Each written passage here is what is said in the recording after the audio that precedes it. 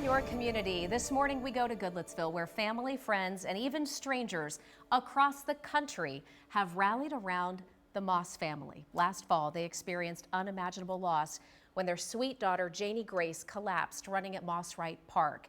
Janie Grace, a senior at Good Pasture, passed away a short time later. Now, the Moss family has held their faith very close to them during this tough time, and they're using Janie Grace's life and legacy to help others who knew Janie Grace would want to have a light and say the same thing about all of them. She loved her family, she loved Jesus, and she, in every sense of the word, was a light to the world. So joining us this morning are Janie Grace's parents, John and Jane Ann Moss, along with her brother and sister, Bentley and Adelaide. Thank y'all so much for joining us. Thank you. Let's talk a little bit about this Be the Light 5K that is coming up later this month.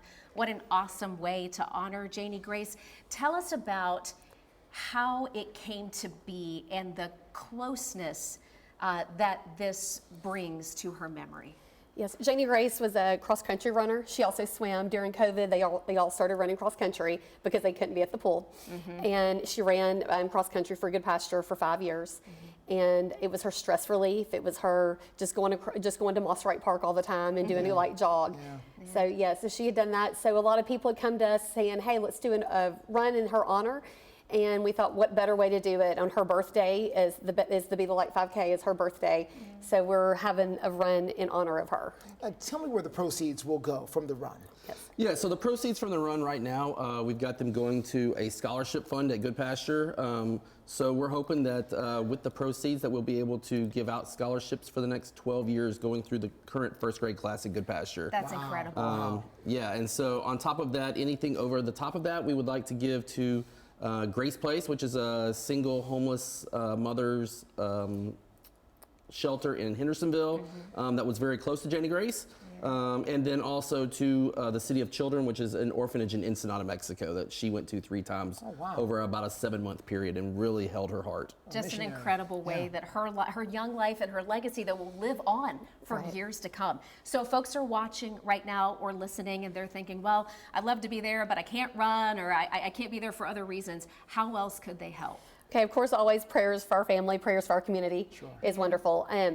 There will be a QR code or a link that will be on y'all's website that they can link to make donations if they would like to help in the cause.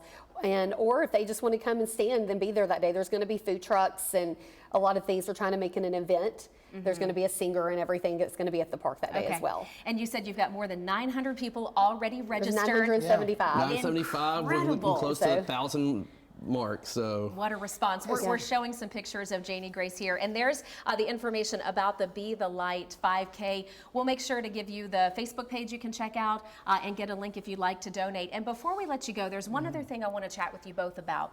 After Janie Grace passed away, you made sure that other lives could be saved.